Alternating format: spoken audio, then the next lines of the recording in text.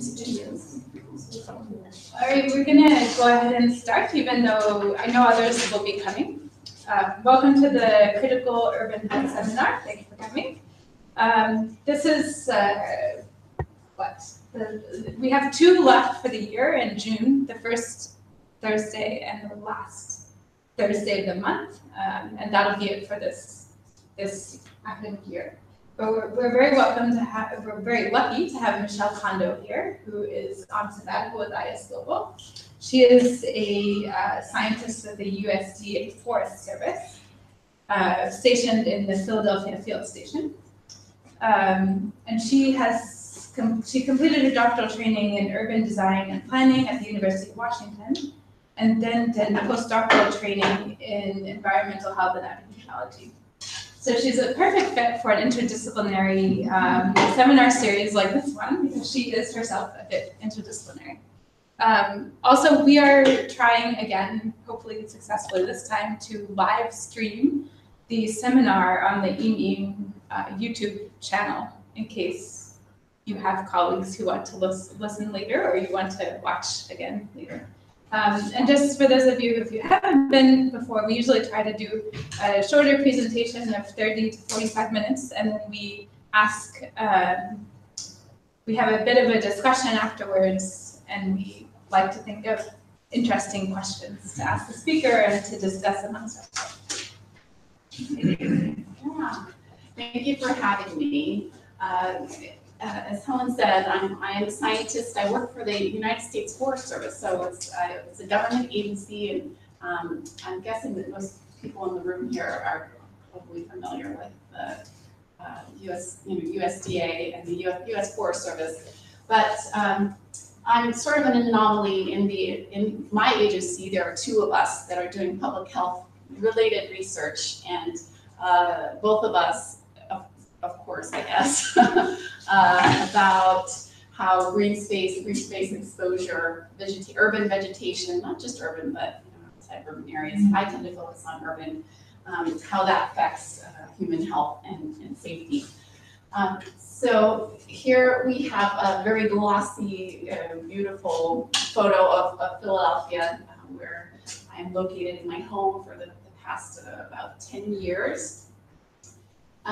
So the field station, we are one of about 4 or 5 urban field stations of the Forest Service. Most field stations are out in the middle of nowhere, in the national forest. Sorry, not nowhere, but in the middle of the trees. There are 170 million acres of forest land, national forests, and but there are also nearly 140 million acres of urban forest land, urban forests or urban trees. Although the Forest Service and the federal government does not have any sort of ownership or play any role in its management, although that's not necessarily true. So we try our best to support those forest resources in urban areas as well. And one way that we do that is through science. So investing in science about those natural resources in Philadelphia, New York City, Chicago, Baltimore are 4 examples, although there are others certainly across the country. Philadelphia, New York City, Chicago, Baltimore are 4. We research areas, as I mentioned, I'm just one line item in our in the agency. We tend to focus on ecosystem services, or what types of services can we quantify, the types of services that urban trees provide, temporal dynamics of the urban forest. So if you plant a tree, how long does it stay alive? Is that a tree that you count forever, or what does it take to increase the survival rate of trees in urban areas? Citizen science involving residents in science, and also youth engagement and conservation education.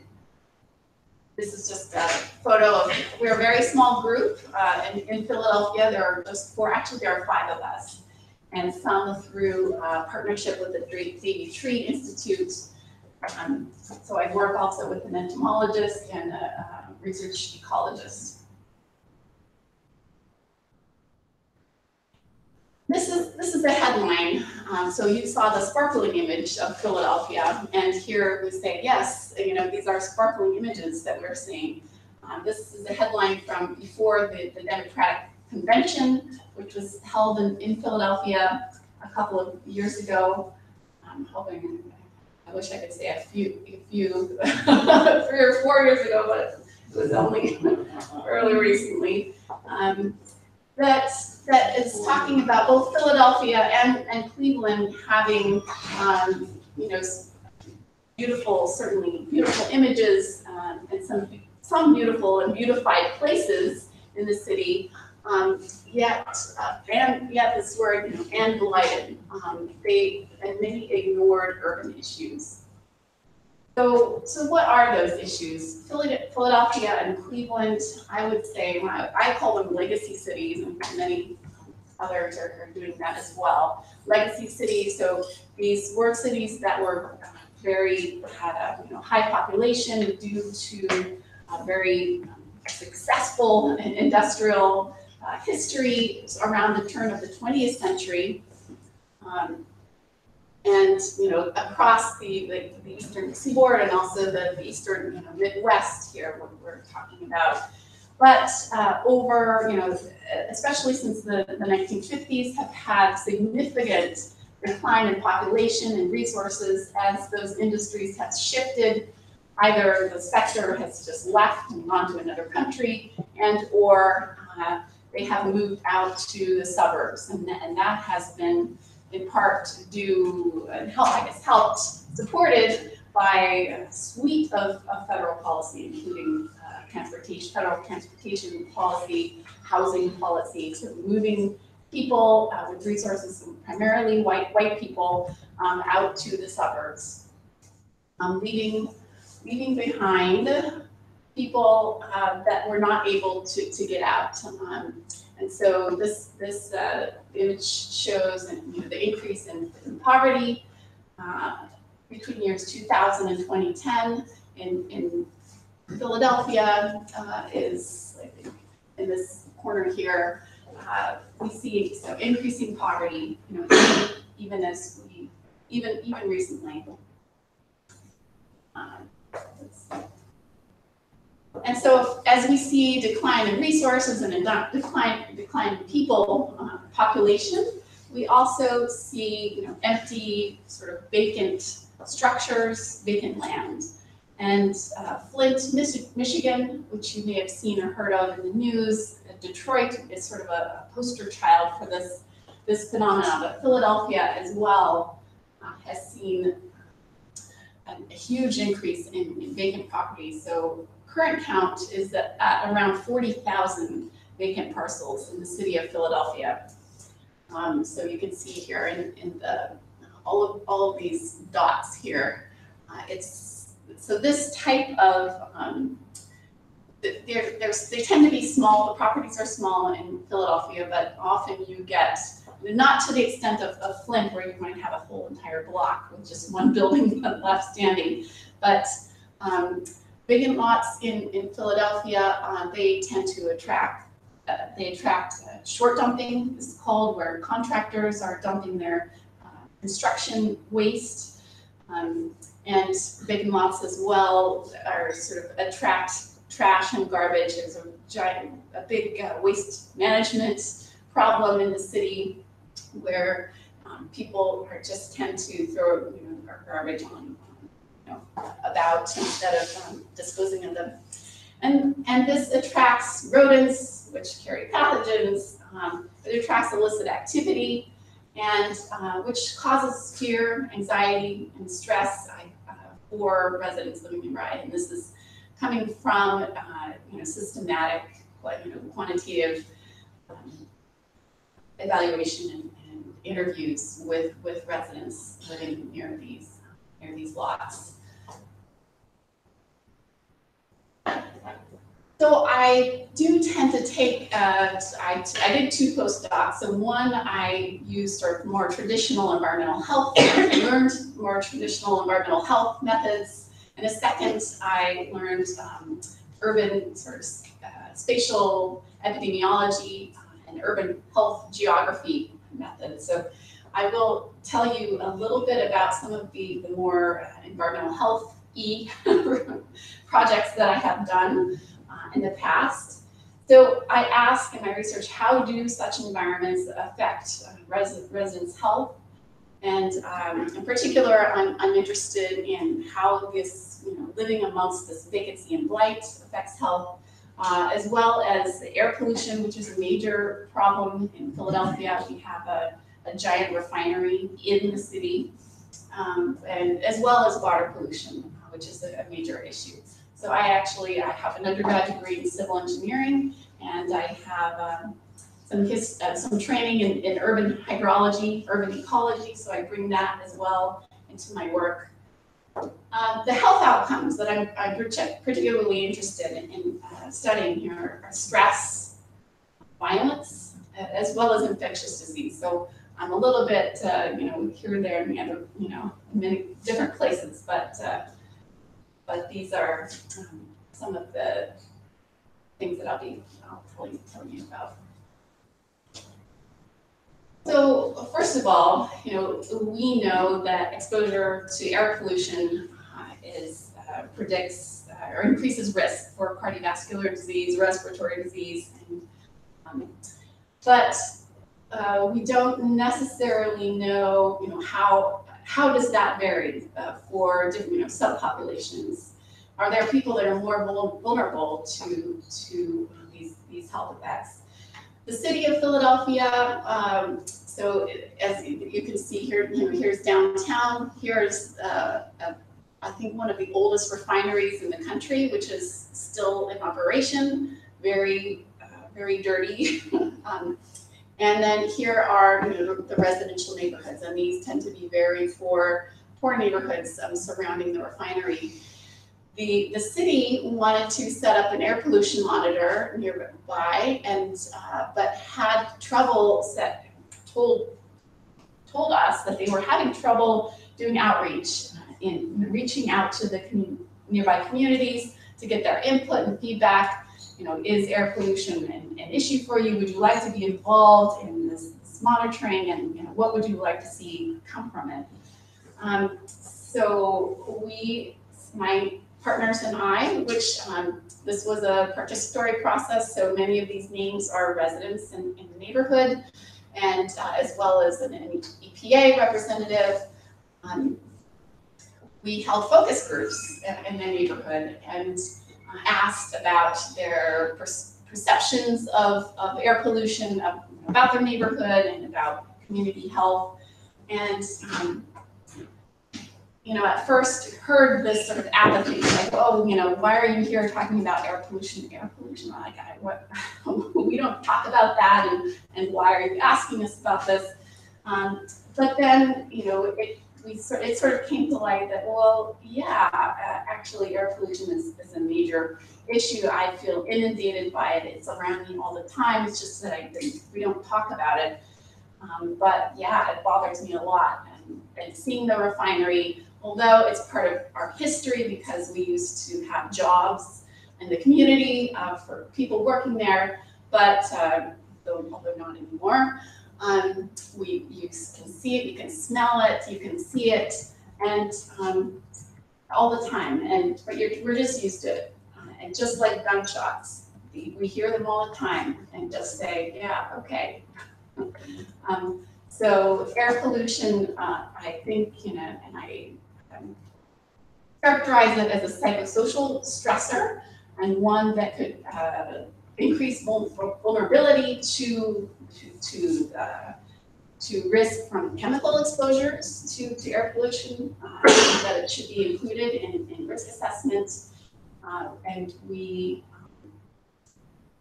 But also residents were very wary of why were we there asking them about air pollution, and they thought that cleaning up, they did not like the idea of reducing air pollution and trying to clean up the neighborhood because they felt that it would be an effort to displace them, that they were going to be moved out, and that more wealthy sort of white residents would be moving in and taking their homes.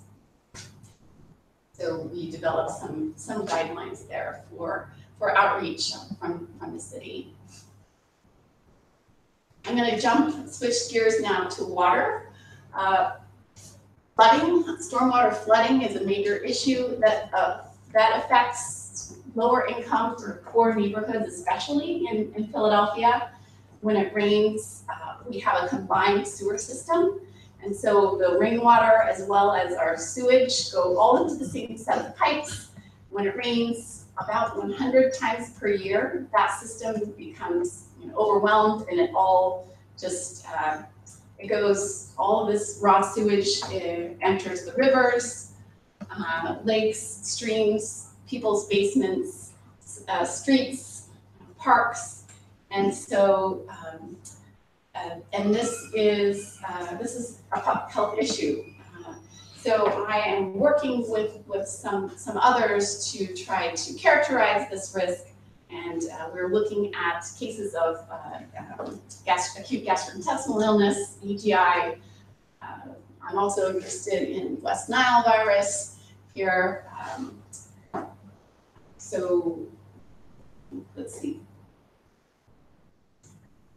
And there are other issues there. So exposure to issues of infectious disease and with stormwater flows and lack of adequate infrastructure.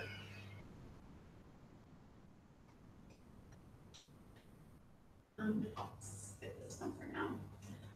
So most of my current research has to do more with the solution. But what can we do? I think that certainly in the public health world and realm, as well as I think medical practices as well, are beginning to recognize that it's necessary to change the context in which people make decisions. So the context, our everyday environments have potentially larger impact on the population level than the counseling and sort of education type of clinical interventions. So where you pull a few individuals and you might tell them you should change your behavior, and it's very difficult for them to do that and very costly, these types of interventions. So perhaps more efficient and more wider impact to change the context in which individuals make decisions.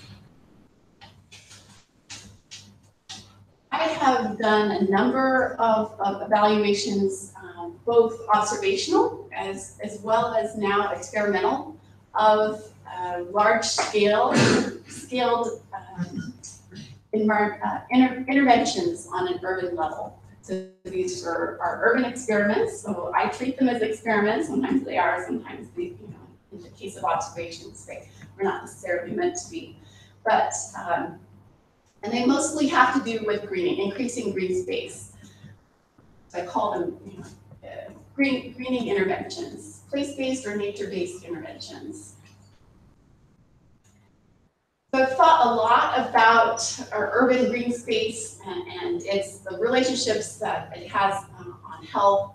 Green space typically in studies of the association between green space and human health is represented as land cover, so NDVI, or urban tree canopy coverage, and that does not necessarily reflect the true exposures. We may see that we're working near trees, but we can't actually see them. And so getting closer to that, measuring actual or real exposure is one of my interests. And as I mentioned before, violence is one particular outcome that I tend to emphasize in these greening intervention problems. And here I can go back to this slide. I wanted to talk about it here. The violent crime, which while not necessarily an issue here, is a very big issue in Philadelphia and some of the other legacy cities. And you probably hear a lot about Chicago. Camden, right across the water, also has a very lot of problems with violent crime. So violent crime rate is about, in Philadelphia is one of the top 10 in the country. Philadelphia is also the poorest, large city in the United States. But as you can see, it's concentrated in certain neighborhoods of the city. So I'm going to talk about my evaluations of a green stormwater infrastructure program in Philadelphia, about some doors and windows program as well, and some vacant lot greening projects.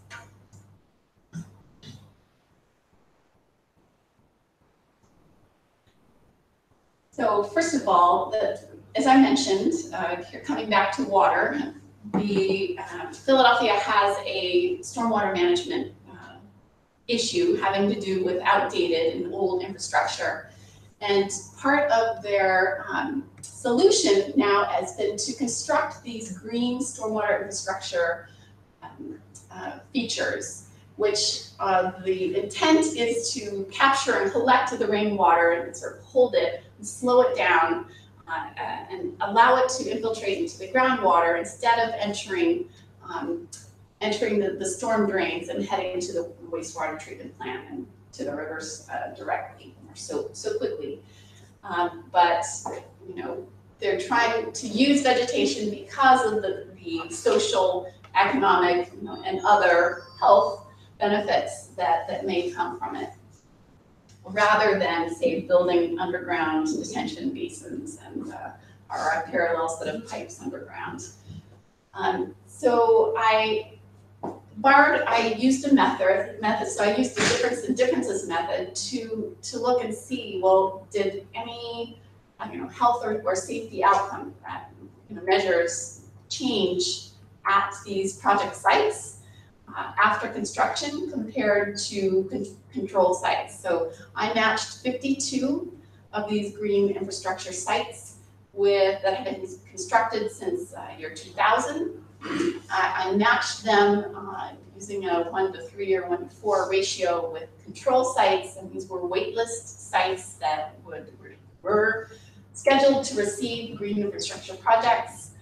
And then I measured, pre and post, what was the change in both 14 different classes of crime outcomes. So I had crime reports. These are not just arrests, reports of crimes that were geocoded to the actual location throughout the city. I also had some health survey data, and I took instance of high rates of high cholesterol, high blood pressure, and high stress from a biannual survey, health survey that is done in Philadelphia at the census tract level. So it was not spatially explicit. So we measured those changes between treatment and control sites, pre and post construction. And I found significant reductions in narcotics possession, so drug possession, around these green infrastructure sites, and no differences in stress or any of the health measures, which is interesting.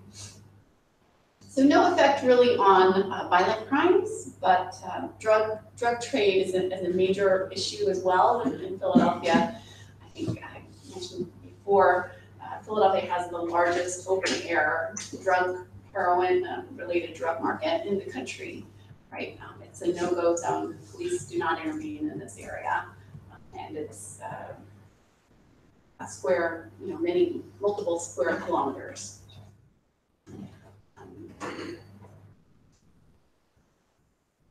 So using a similar approach, which I tend to do, this using a differences approach, I also did an evaluation of this doors and windows treatment.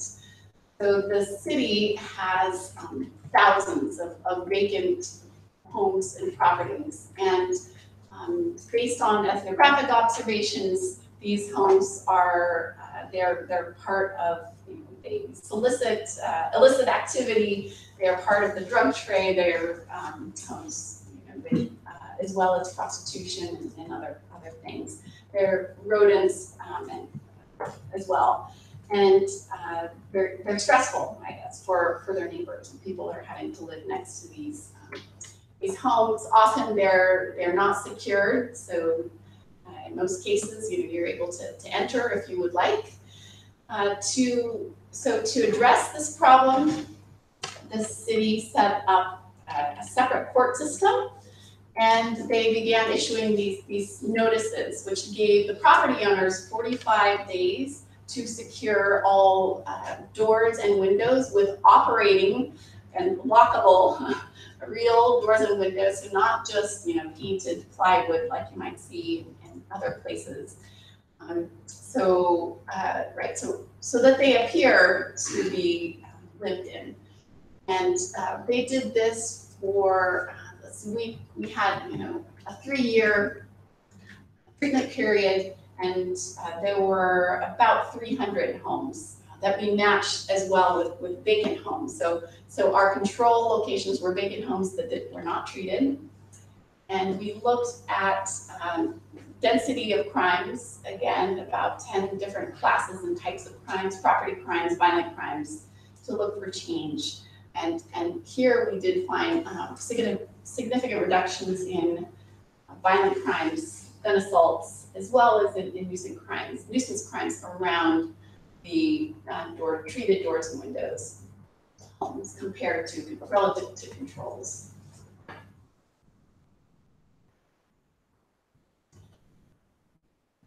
This treatment, this ordinance that is requiring these improvements has been challenged in courts, and our studies have been used. In fact, there is a randomized controlled trial now going on with this treatment, have been used in those legal proceedings. Youngstown, Ohio. It's a city in Ohio, also very much post-industrial, dealing with a lot of crime and violent crime issues. They approached us and asked, we've been doing this vacant lot, cleaning and greening effort, and we wonder if it's had any effect on violent crimes or crime in general. And so we again used an observational method approach to test and look and see if violent or all crimes, I guess, different types of crimes around treatment around these cleaned and greened vacant lots were different than around vacant lots that were not treated. So this method of cleaning and greening, which I can show you some before and after photos, is really increasing across the country, I think, at least in cities that are dealing with a lot of vacant and blighted lands. I'm now working with New Orleans, Newark, New Jersey, Flint, Michigan, Youngstown, and Camden in Pennsylvania have all sort of approached me and asked, can we take an evaluation approach here? Can you partner with us so that we can test to see if our programs are having a public health impact? So Youngstown took 2 different approaches in their cleaning and greening methods. So they had a version 1, this is a traditional clean and green. This method, I think, best known in Philadelphia, actually, which I'll talk about in a minute, where they remove trash and debris in the lot, and they plant grass and a couple of trees, as well as a picket fence, which is permeable so that people can enter, but the contractor couldn't dump construction debris. They also took a second approach where neighborhood groups could apply for financial support to do what they wanted, I guess, on these vacant lots. And most of these, there were about 80 of them that received this treatment, were turned into community gardens or orchards. And then there were, my sample size, almost 200 of the traditional clean and green. So we ran separate models. We ran, we looked at them all together. We also ran, separate models to see if there were different effects on this type of lot versus this type.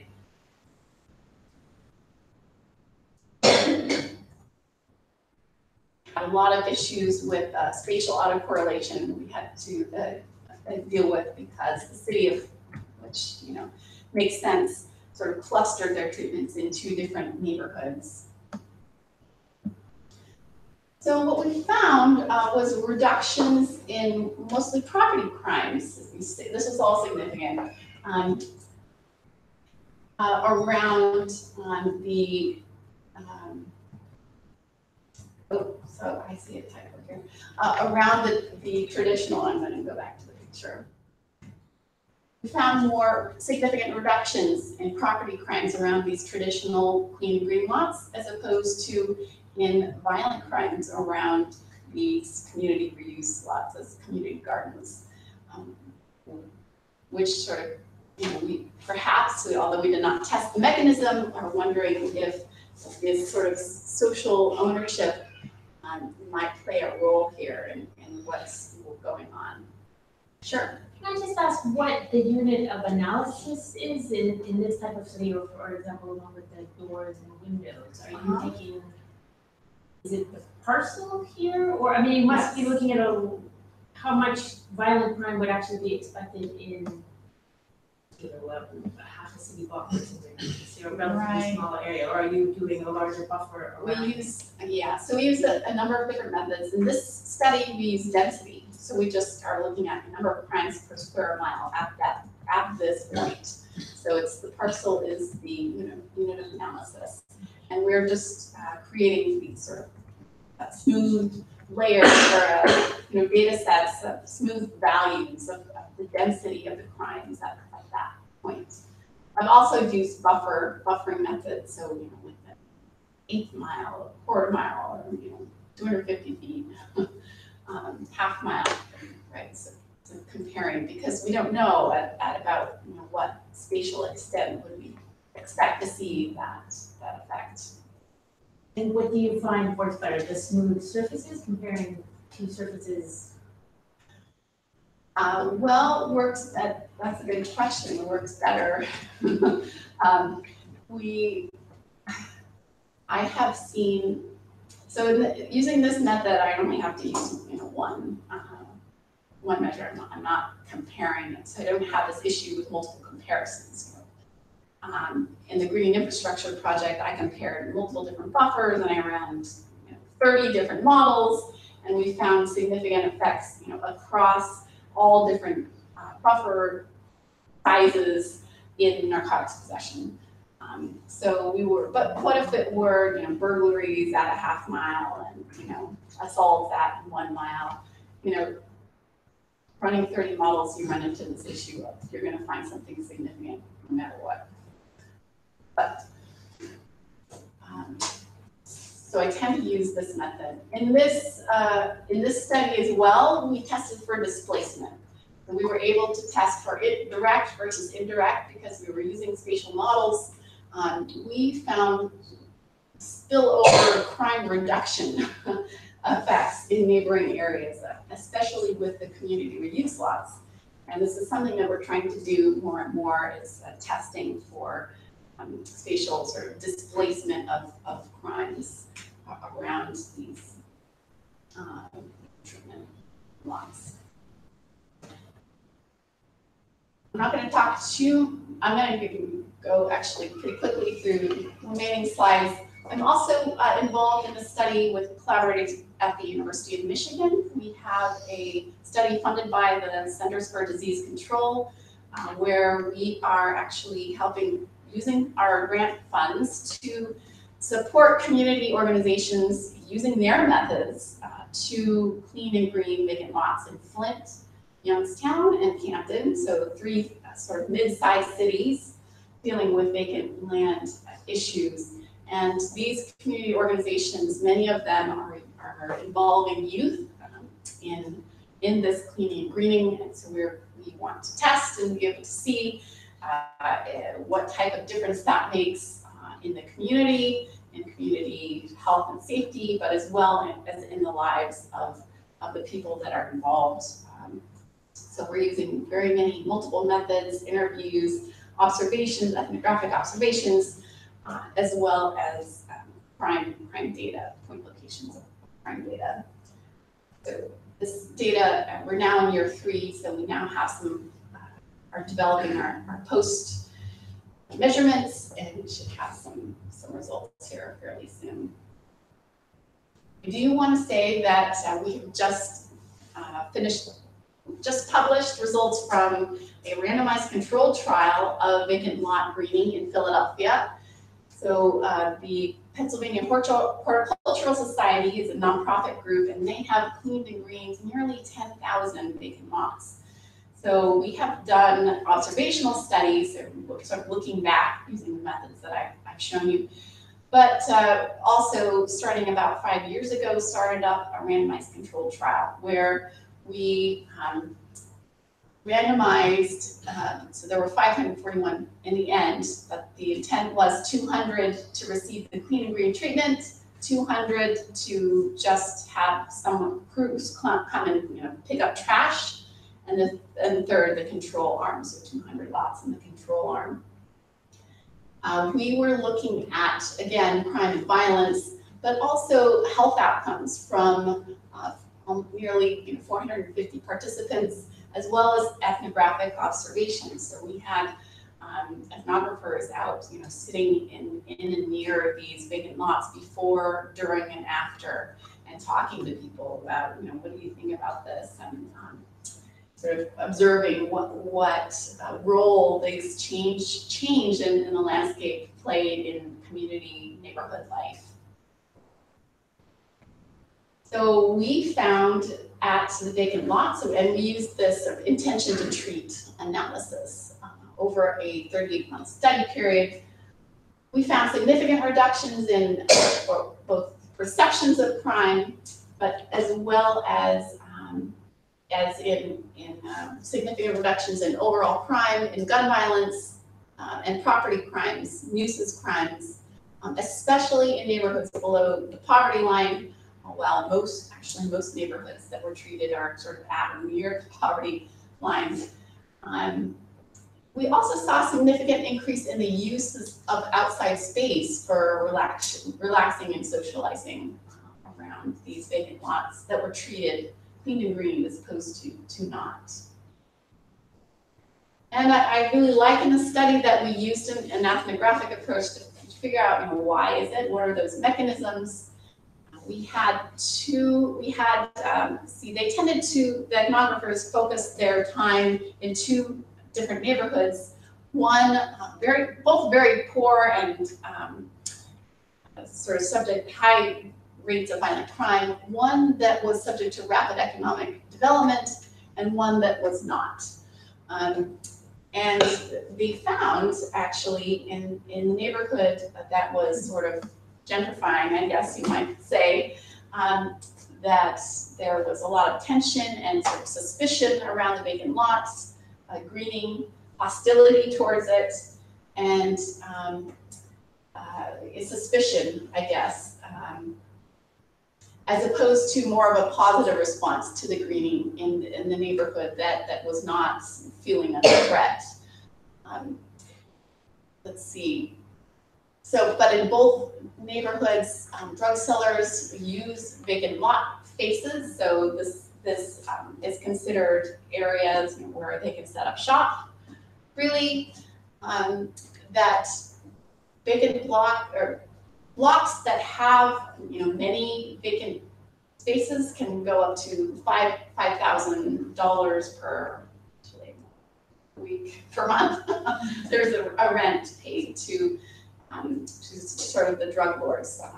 They go for a premium. Overgrown vacant lots, they conceal routine drug use and escape routes during police raids. Weapons, not stashed in the lot, but stashed in cars parked in front of the vacant lots. So, so vacant space plays an interesting role, a vital role, I guess, in the drug trade. Cleaning them up and greening them tended to disrupt that role and allow neighbors to sort of take ownership over that space in the block.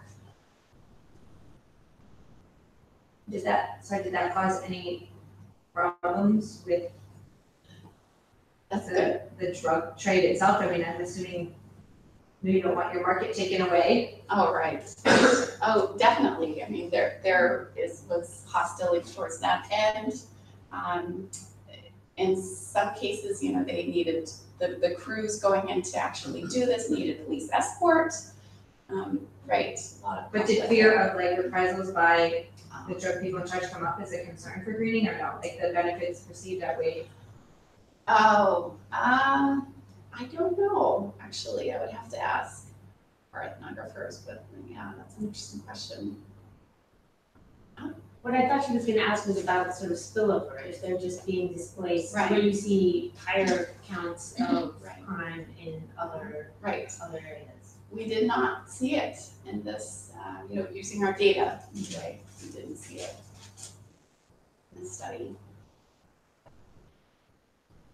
So based on the findings, you know, we're seeing significant reductions in violent crimes, gun assaults. So this translates to fewer people that are assaulted and needing to go to the hospital and perhaps losing their livelihood, costing, you know, themselves, their families, their communities, their society in general.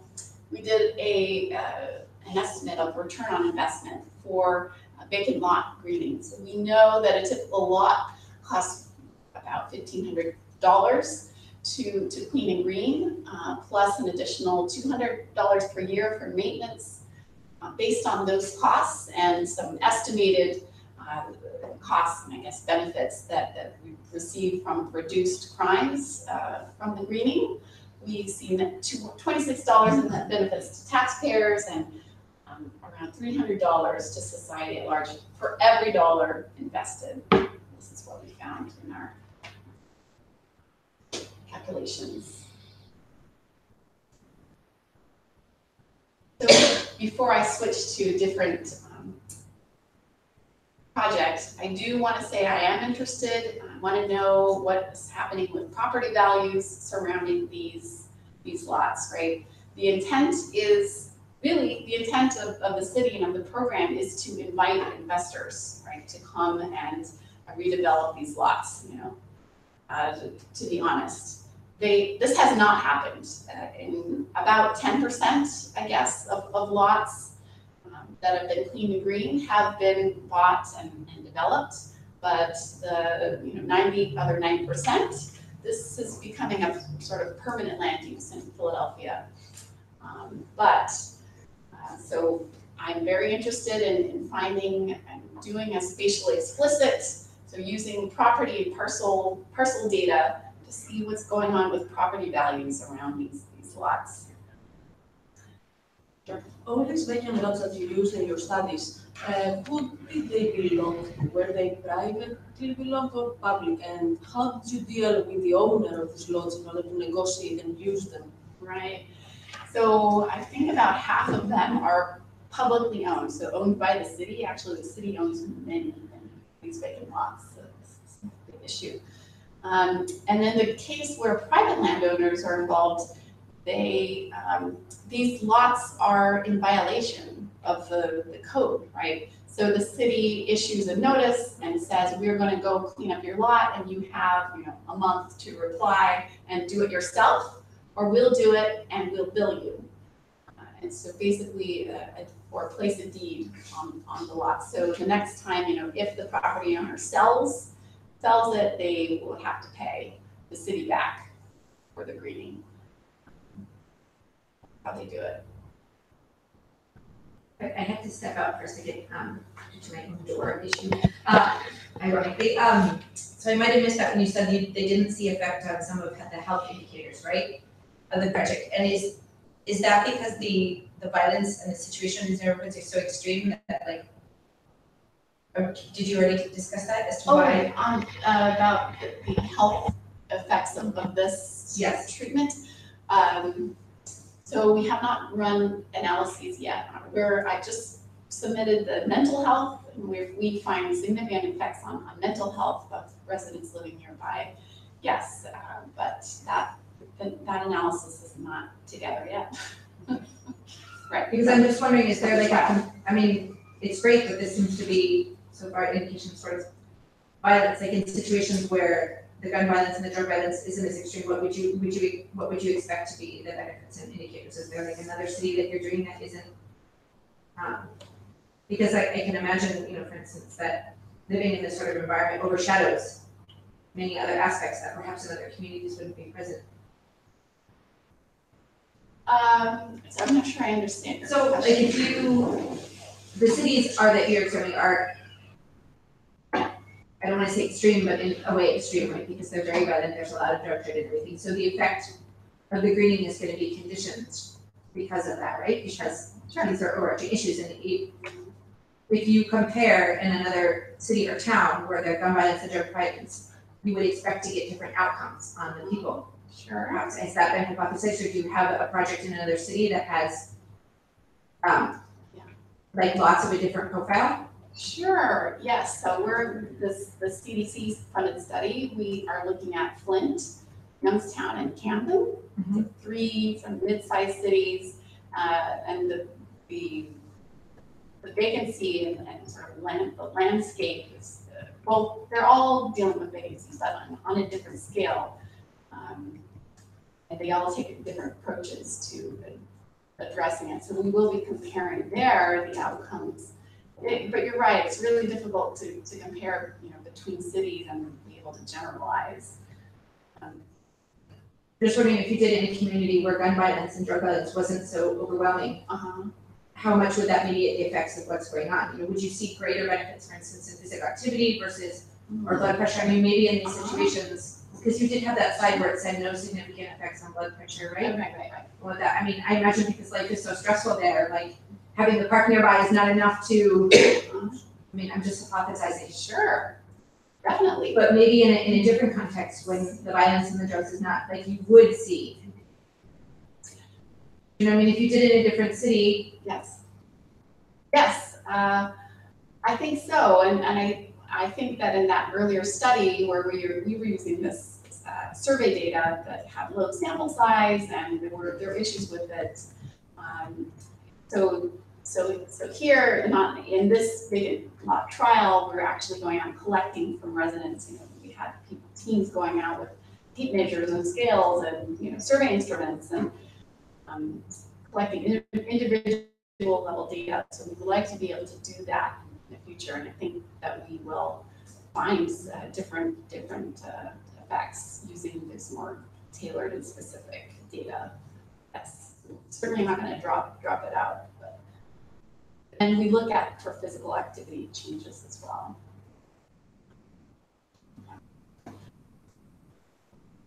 So I know it's time to, let's see. I can finish up. I can be done. We're sort of out of time. I wasn't expecting these rule-breaking epidemiologists to take over like that. So. No problem. Maybe I'll just finish up with this one. So getting at more these specific individual responses to exposure, I would like to be able to do more sort of real-time ambulatory monitoring of health response and stress. I'm particularly interested in. I'm looking forward to the talk tomorrow morning by getting his name. He's coming here from Australia. Yeah, I was talking about the eye tracking technology. I really want to know about this. So here's a small study that we did of participants we tracked their heart rate as well as we asked them to wear a GPS monitor as they walked around their blocks. So this is different than many other studies where these experimental studies of green space exposure and health response tend to be conducted with college students, college campuses, and what does that tell us about populations that, are living in high stress environments? So we cleaned and greened. So we asked them to walk twice around the block.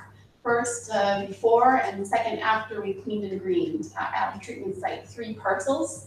And we had a treatment site. We also had a control site where we did not do anything. And compared, I calculated using sort of U-shed tool and GIS to see, when were they, theoretically at least, in view of these vacant lots. So I compared their heart rates when they were in these green areas compared to in the gray versus the white. The gray areas when they're in view of the vacant lots that were not treated. I compared the average heart rate.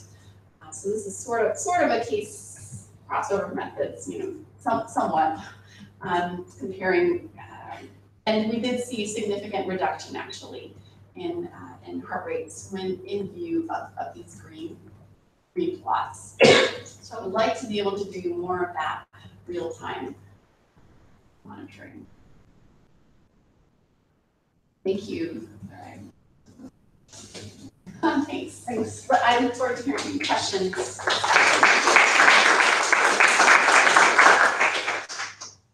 For those of you who didn't already answer, ask your questions.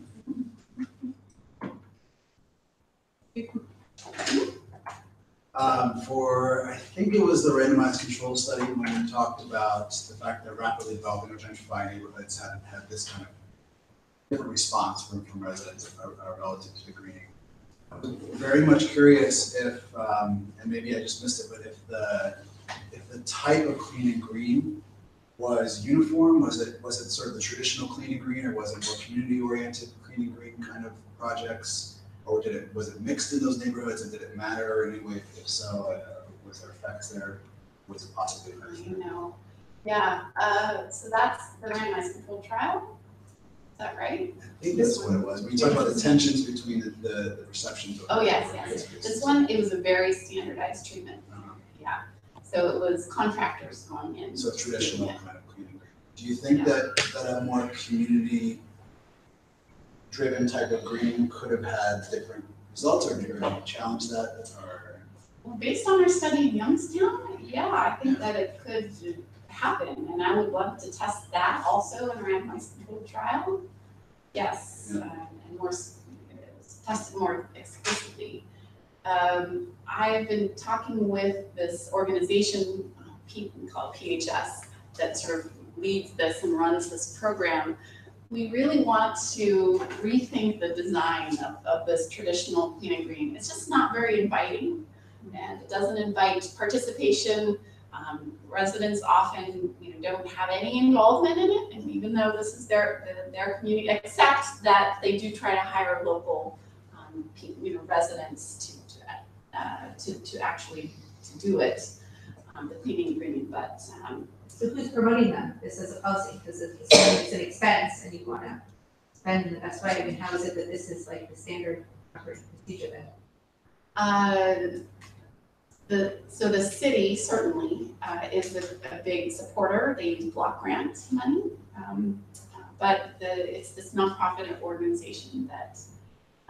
I mean, who's supporting this traditional model of clean and green, which you're saying has all these limitations? Like, why hasn't there been a change in model if it doesn't really? Because this is cheap. Okay. Very cheap. Fast, too, I'd imagine. And fast and rapidly scalable. We're talking 40,000 vacant lots in the city. Yeah. So it's like a little bit. Yes, it is. I don't know if did I finish answering? Yeah, thank you. Also related to this study, and similarly in the rapidly gentrifying areas, those responses, were those responses from gentrifiers, or I guess was it the white responses, the black responses? Oh yeah, no, not responsive gentrifiers. No. Okay, so it was local, kind of long-standing local communities. When you said that, it wasn't new people saying they were opposed to the green. No. Yeah, I was struck by when you talked about the air pollution study. You said how some of the neighbors, they didn't want the neighborhoods to be cleaned up. Yeah. because they were worried about being displaced by wealthy white people, which is basically, that was more or less what you said. I thought that was really interesting. This is absolutely what we do research on, thinking about green gentrification. And I mean, there are studies that show that greening vacant lots and community gardens increase property values. I mean, I think this context is quite different where you're working in a very high crime, driven area. But I think my question was, how do you deal with this when you're doing research, when people have these kind of responses? Because of course there's a policy issue in the sense that there should be some way to guarantee that people can stay when the environment is improved. But then it's also people's idea of, we don't want our neighborhood to be improved because we're going to be expelled. So I was just curious, how do you work with this or think about this in your research? Yeah. Oh, it is it's a thorny issue. And right, so being the researcher and sort of instigating, writing the grants and actually doing it, we can't do it without really the involvement of neighborhood representatives and this program, for example, has resident.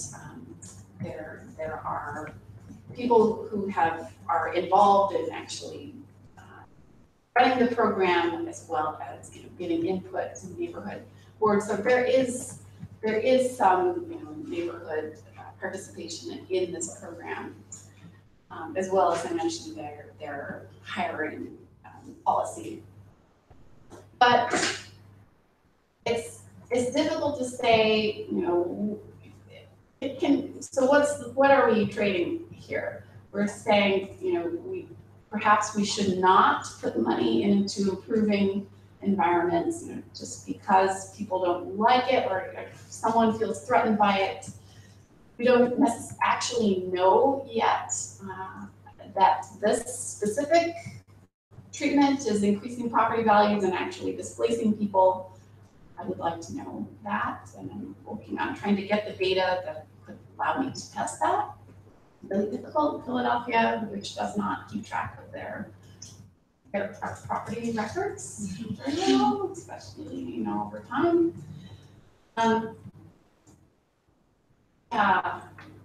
And so there's always this tension of outsider versus insider. People who even grew up in these neighborhoods but managed to move out, they are outsiders in these neighborhoods.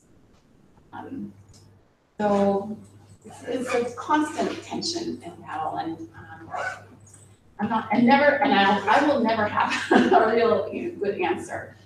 And I personally identify with these neighborhoods, although I did not grow up in a neighborhood like this. I grew up in a sort of Seattle version of this neighborhood, right? So I don't know that I can answer the question really well.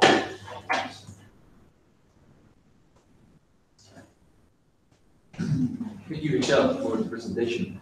I want to comment on one question, and it got my attention the fact that you put in the title of one of your papers here. It's in the title. I thought it is quite powerful as an analytical category. I don't know if it is very widely used as such, as an analytical category in public health, but I see potential to explore more around that also in other kind of theoretical frameworks. Yeah.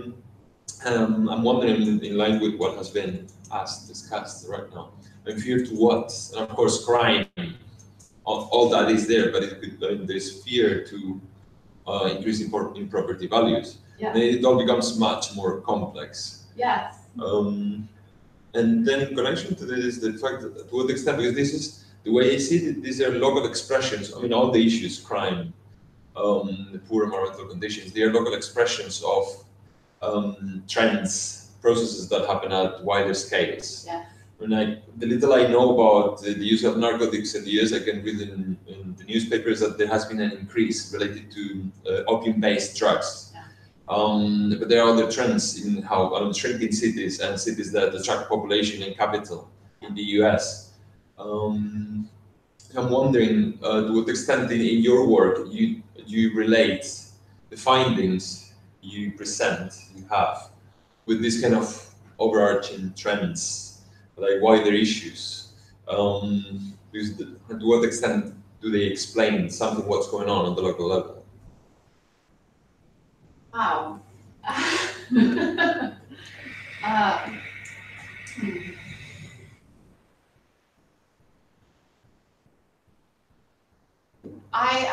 Let's see, I don't know if I can answer that question or if I completely understand the question. But I do understand that there are broader structural issues that have created these sort of conditions, and that it's very complex. Both what's going on in the lives of individuals, residents that live here, the fear that they feel, in essence, they have been in fear since they were taken from their home and brought to the United States against their will, right? So fear has been, and lack of control over their lives, right? And still, introducing changes and changing an environment still represents sort of a lack of control over your own place. And so I hope that my contribution as I move forward is, well, what if there's local ownership over this change, this landscape change? It takes a lot more, investment, time, and patience, and perhaps giving away control over the scientific process, yes, and a willingness to do that. So it is my interest to be able to do that moving forward. So I don't know if I've answered your question. I had a question about the doors and windows study. Sure. It struck me as not at all greening or related to plants or trees. So Yeah. what's the role of the Forest Service? Is it that you've gained this reputation of working on issues of blight, and so you're sort of extending that into Yes. other? Yeah. It's use of this method, using this differences method to look at sort of large scale changes, interventions in the urban area. I also do research on bicycle crashes. I'm not to do necessarily with greening, although I'm always looking for ways. But it does. Yeah, so the Forest Service has been great and given me a lot of autonomy over what I'm able to study. But yeah, they've let me come here and to learn from all of you. Have there been any other similar experiments in other countries, in other places outside the US, and the US, what have been the outcomes? Because we see a general trend in people using the public spaces with communal gardens here in Spain, in UK, etc. Do you have any information from that? Not that I am aware of. No sort of systematic, large scale, large sample studies like this. The one that it's a little bit different, but Juliana Mante's work in Glasgow. Yeah. She's done a lot of work on vacant lots. Yes. I'm not sure about the health, if she looks at health impacts. I think it's more the social more broadly. I know. But she does GIS. Yes. Also, She has the textbook. yeah, she's amazing. Yes. And I wonder if we could transfer these kinds of studies, experiments, to the urban slums of the developing countries. Because these are the places that we have also lots of violence, infectious diseases, lack of the basic stuff, poor societies. So I wonder if this could be transferred somehow into the urban slums. Oh, yeah, I think so. Always, in whatever city I'm working in, it's always about local partnership with people actually, on the ground working in the city. I'm not able to do any of this just sitting in my office. But it's past 1, so I suppose we should wrap up. Thank you so much for coming. Yes, thank you for having me. Thanks. I'm here and happy to get together and talk.